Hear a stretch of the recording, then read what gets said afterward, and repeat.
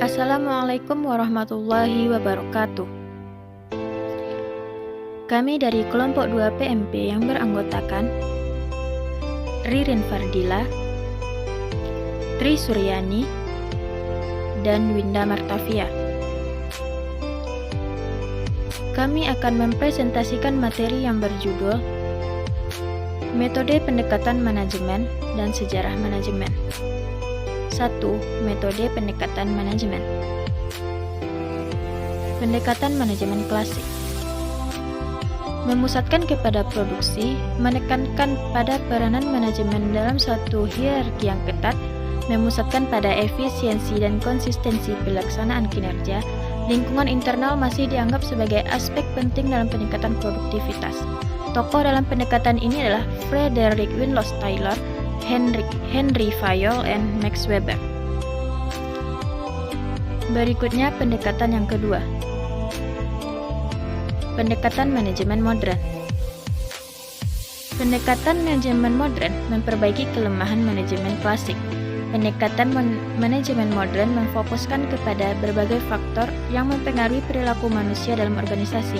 Selain itu, pendekatan manajemen ini memperhatikan lingkungan luar untuk meningkatkan efektivitas pencapaian tujuan manajemen. Pendekatan manajemen ilmiah. Tokoh sekaligus ayah scientific management adalah Frederick Winlow Taylor dengan karya terkenalnya yang berjudul The Principle of Scientific Management. Taylor mencoba menganalisis waktu yang diperlukan untuk mengerjakan satu pekerjaan, sehingga studi yang dilakukannya diberi nama Time and Management Study. Inti dari pendekatan ini adalah make person mechanic system work and efficiently and possible. 5 prinsip manajemen Taylor. 1. Perlunya pengembangan secara ilmiah tiap elemen dari pekerjaan seorang pekerja sehingga metode terbaik dapat ditetapkan dengan mengganti metode yang lama. 2. Efisiensi tergantung pada kesesuaian antara pekerja dan pekerjaan yang mempunyai kemampuan sesuai dengan pekerjaannya. 3. Pembagian tugas dan tanggung jawab secara adil dan seimbang antara pekerja dan manajer berdasarkan spesialisasi kerja. 4. Kerjasama secara menyeluruh antara manajemen dan pekerja. 5. Para pekerja akan mendapatkan bonus atas apa yang mereka kerjakan. Pendekatan manajemen administratif. Pendekatan ini menitik beratkan pada manajer dan tindakannya daripada struktur organisasi secara menyeluruh dan pegawai.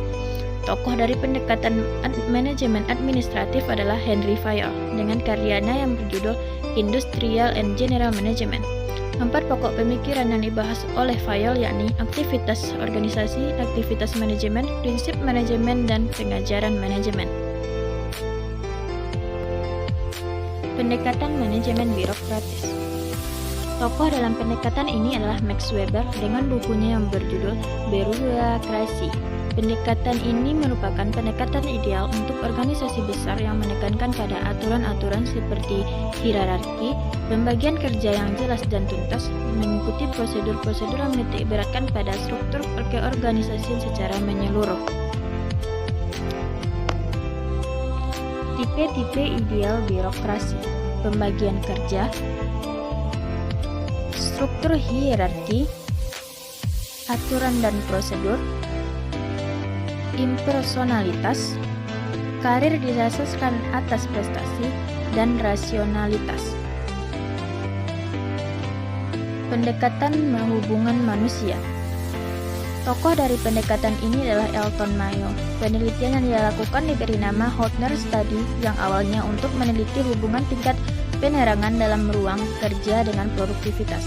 Mayo mengubah sejumlah variabel seperti upah kerja dinaikkan, waktu kerja dalam seminggu diperpendek, dan mengenal waktu istirahat. Hasil penelitian menyatakan bahwa kecenderungan orang untuk bekerja keras karena ada perhatian khusus yang diberikan kepada mereka, atau Hotner Effect. Pendekatan perilaku. Pendekatan perilaku berpendapat bahwa konsep manusia yang mewujudkan diri lebih tepat untuk menjelaskan motivasi manusia. tokoh dari pendekatan ini adalah Hugo Mosrek, Abraham Maslow, Douglas MC Gregor. Ada 3 asumsi Maslow dalam pembangunan teori hierarki kebutuhan, yaitu manusia adalah makhluk yang selalu berkeinginan, keinginan mereka tidak pernah terpenuhi. Kebutuhan keinginan yang sudah terpenuhi tidak akan menjadi pendorong. Kebutuhan manusia tersusun menurut hierarki tingkat kepentingan. Pendekatan sistem. Pendekatan sistem terlihat suatu organisasi sebagai sistem.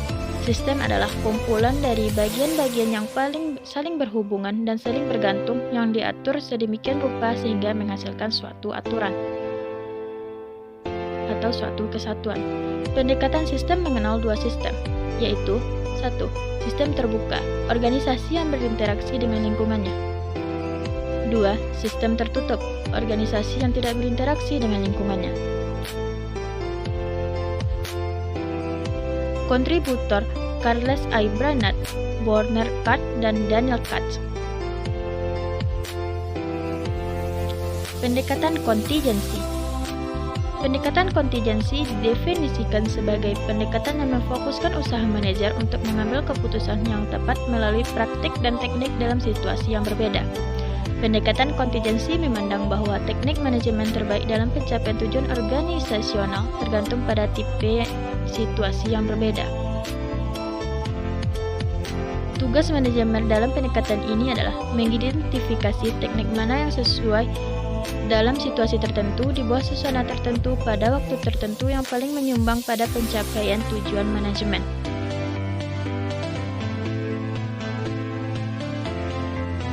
Sejarah manajemen.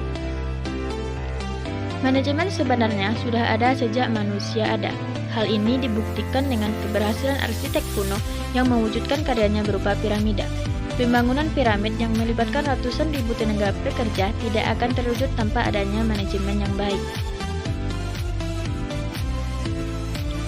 Hanya saja, istilah manajemen baru muncul pada tahun 1886 di Indonesia. Manajemen sudah dipraktekkan pada masa prasejarah. Ada Candi Borobudur pada abad ke-8 dan Candi Prambanan pada abad ke-9 merupakan bukti bahwa manajemen sudah lama dipraktekkan di Indonesia. Pada abad ke-19, pelaku ekonomi Adam Smith dan John Stuart Mill memberikan teori-teori peraturan sumber daya, produksi, dan penetapan harga. Pada saat yang hampir bersamaan, penemu seperti Early Whitney, James Watt, dan Matthew Boulton mengembangkan teknik produksi seperti penetapan standar, prosedur kontrol kualitas, akuntansi biaya, pengukuran bahan, dan perencanaan kerja. Pada abad 20, teori pertama tentang manajemen yang lengkap muncul sekitar tahun 1920. Orang seperti Henry Fayol dan Alexander menjelaskan beberapa cabang dalam manajemen. Partner Dirk menulis salah satu buku paling awal tentang manajemen terapan yang diterbitkan pada 1946. Buku ini muncul atas ide Alfred yang menugaskan penelitian tentang organisasi. Mendekati akhir abad ke-20, manajemen terdiri dari beberapa bidang terpisah, termasuk manajemen sumber daya manusia, manajemen operasi dan produksi, manajemen strategi, manajemen pemasaran, manajemen keuangan, dan manajemen informasi teknologi. Praktik awal manajerial. 1. Cina. Pembangunan tembok besar Cina dilakukan dengan perencanaan, pengorganisasian, spesialisasi, dan pengendalian. 2. Romawi, ada pembagian tugas dari pemerintah ke dalam departemen yang disebut Majlis Tastar.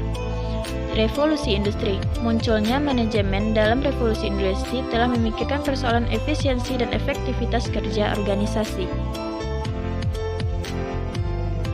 Sekian presentasi dari kami, terima kasih. Wassalamualaikum warahmatullahi wabarakatuh.